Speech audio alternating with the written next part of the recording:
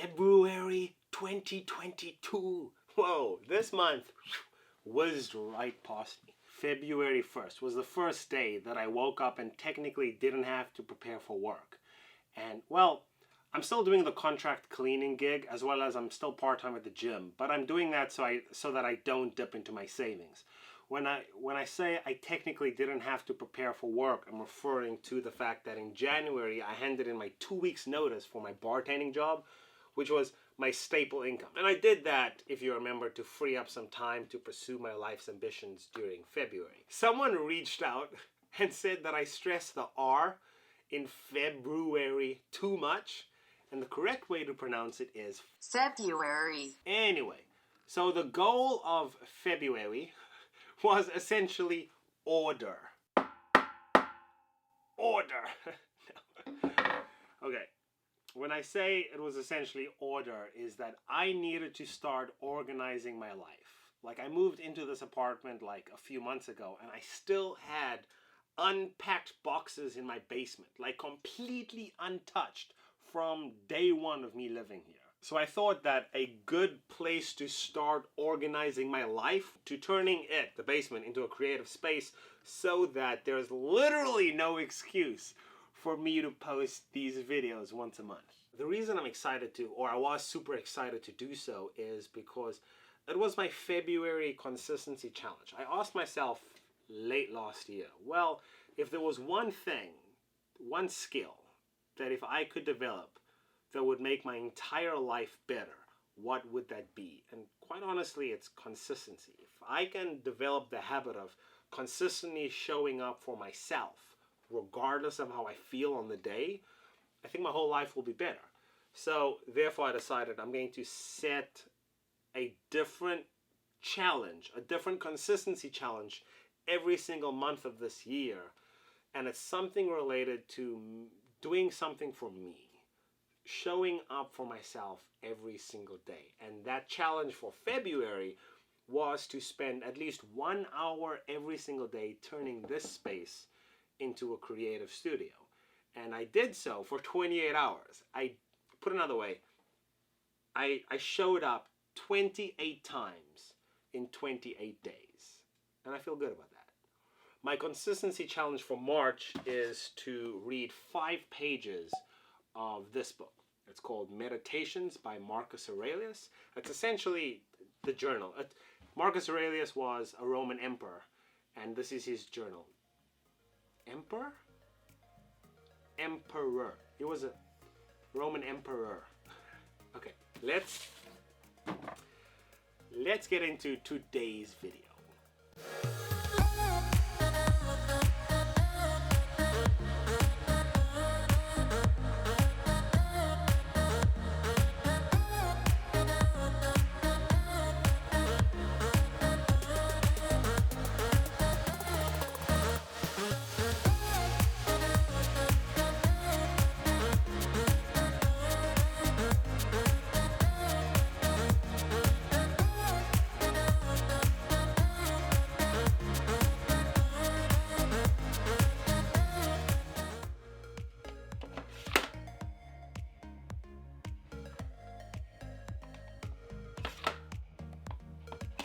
Dude.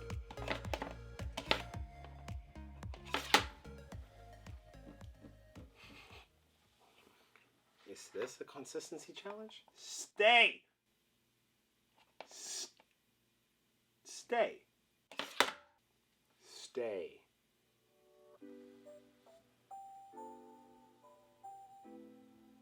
We're good?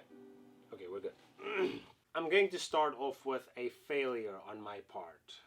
I want to start with a failure because this one simple oversight nearly cost me major regression in life. Like, I almost lost all the progress that I made in January because of this one simple error.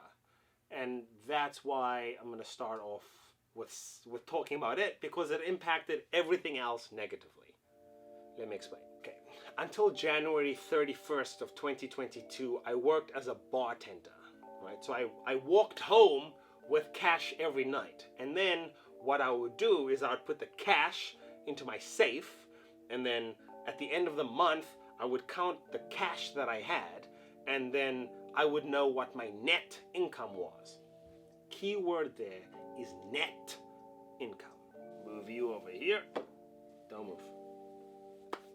So I would then take the cash that I had in my safe over to the bank, and then I would deposit it.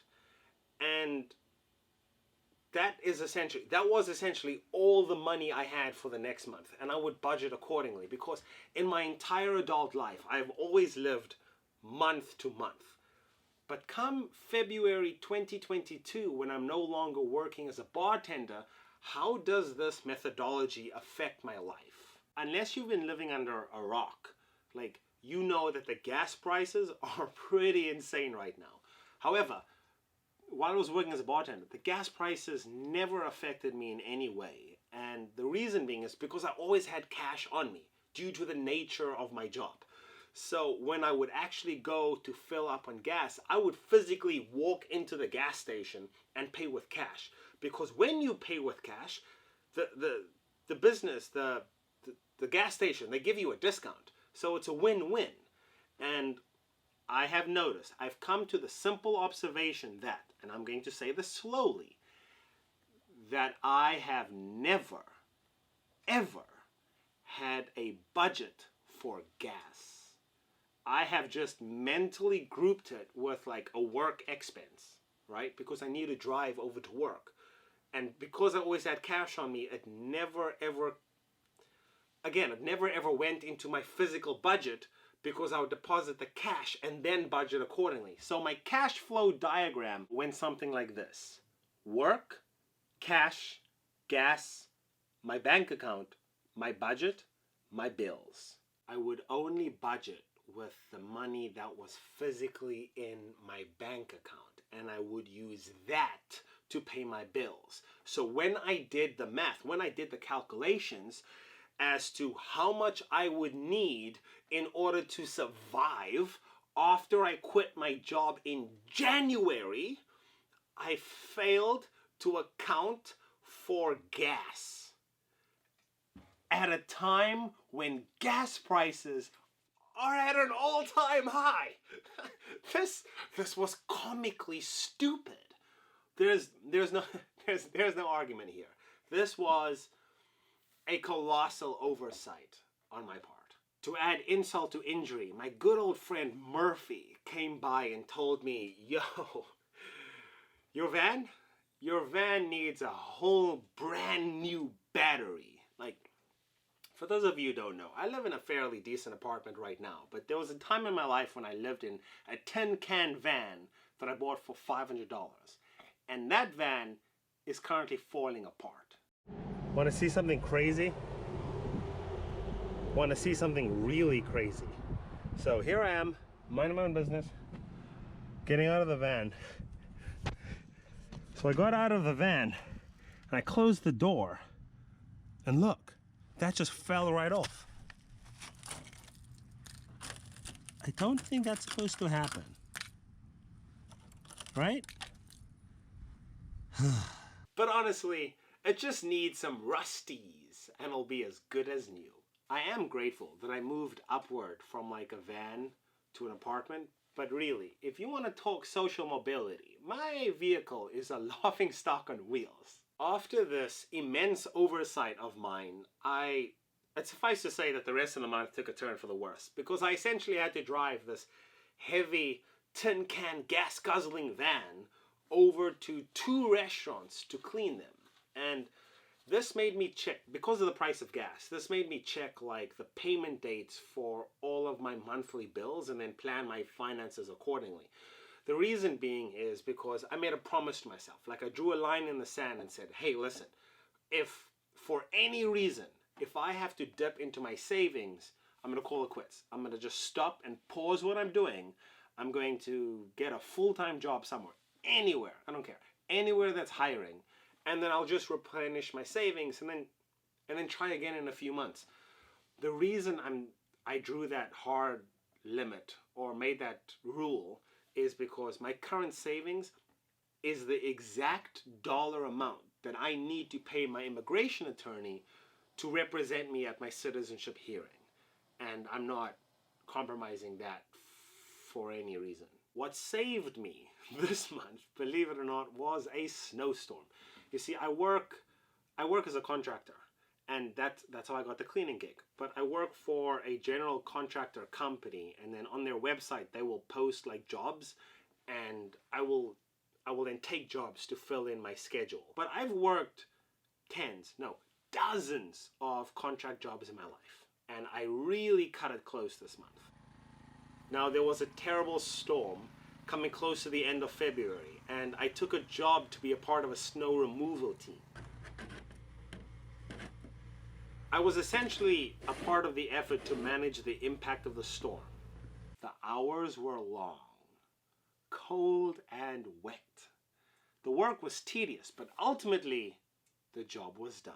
So simply put, the storm passed and the outcome was effectively managed, and I was rewarded for my efforts and could pay my bills accordingly. However, I have declared that moving forward, my financial well-being can no longer be weather dependent. This was a close call.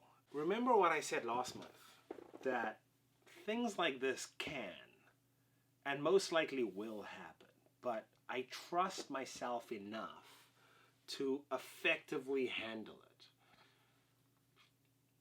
So Gabriel, during the month of February, did you move closer to or further from your goals?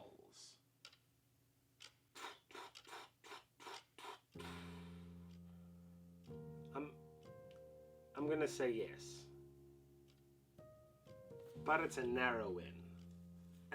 Just by like marginal, I would say. The victory this month, the progress I made this month is marginal, I would say. So it's a very narrow win, to be honest, because this was a close call. I cut it way too close for comfort this month. It's scary how close of a call this month was. But ultimately, I am going to say yes.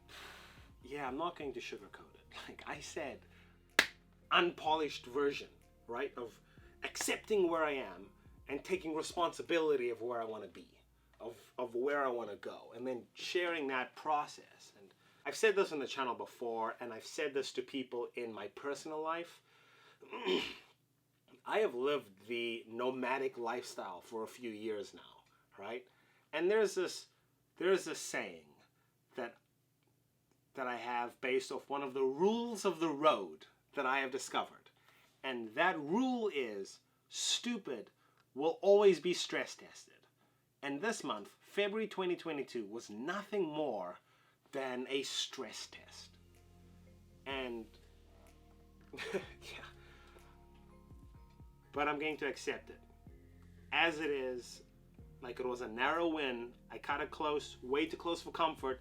But what can I do now to ensure that these events don't repeat itself? So I accept everything that happened. I learned my lessons, and I'm moving on. In my past life, I used to have the superpower. And the superpower was, I can be extraordinarily hard on myself. And I'm working on changing that. And I'm going to give myself credit where credit is due, because there are several different pathways that I could have taken this month. And I'm grateful that I chose this course of action. I think the two main lessons that this month taught me is, number one, like when you're making a major life transition as abruptly like I did, you have to remember that the devil is in the details, right? Like that old proverb that goes, for the want of a nail, the kingdom is lost. So if you are to make shifts and transitions this abruptly, you have to couple that with a sense of trust in yourself, that you can adequately respond to the ever-shifting landscape which is life. Like, you have to have that degree of trust in yourself. Otherwise, it is just it's just a recipe for disaster if you don't. right? Because then you're just going to fall apart. Then you're just going to be at like the top of a downward spiral. So understand that if you are to make abrupt lifestyle changes, the devil is in the details. Or the other way to plan your escape is just to plan your escape. Like, if I spent more time planning this and like doing dry runs, I most likely would have picked up the fact that I don't budget for gas, and I probably should, right, in this course of action that I'm pursuing. So again, the other pathway that you could take is just to plan your escape. I used to be someone who used to like fret over the minutia of my plans, but then the end result would typically be me not taking any action at all. I somehow used to like mistake activity for achievement. I used to mistake the fact that I had a plan for the accomplishment of that plan. And that's not true either. So plan your escape. If you're less abrupt, plan your escape, but don't get too caught up in the details that you forget to actually take action. And the reason I would say that I'm still grateful for this course of action and still giving myself a win, an overall win for this month, is because I know my tendency to overplan and then never execute. So I'm still grateful that I chose to execute regardless of how scared, is that the right word? Scared I was. Like ultimately I just decided, you know what, Gabriel, do it afraid. Do it afraid. Like, was I a little scared when I put in my 2 weeks notice at a secure job? Was I a little scared when I chose to forego short-term certainty for the ability to pursue my long-term goals? Like, I was. Like, nobody in my personal life thought it was a good idea. I have this friend that I call quite often and I bounce ideas off of, and she told me, Gabriel, even hearing this plan is giving me anxiety right now. Like, so was I a little terrified? Yes. I mean, amen, hallelujah, testify. I was. I don't feel less of a person admitting that to you. There was a little in me that was like, okay, this is real. Like, I woke up February 1st and I was like, this is real. There are consequences to your actions. Make the best of your past decisions right now. Sometimes you just have to do it afraid. You know? Because if I didn't do it while I was afraid, if I didn't do it now, I most likely would not have done it at all. Like, I would have talked myself out of it. I would have said something like, are you crazy? Now is not the time to pursue your life's ambitions, your long-term goals. The gas prices are really high. Oh, and look, there's a storm coming. Like, you see, it's the same information. It's the same set of circumstances, but it's completely different outcomes. Sometimes you just have to do it afraid. Because you realize if you don't do it afraid, you won't do it at all. What's worse? The second life lesson that I learned during the month of February is don't try to calm the storm. Your trials, your tribulations, it's nothing more than training for life itself. It's essentially a test. Like, carry the weight of the storm. For the storm will pass, but what you will be left with is the strength to endure the next one. So I am grateful for the strength, for the conviction that I gained during the month of February. I look forward to next month. I will march through the storm. See you in a month.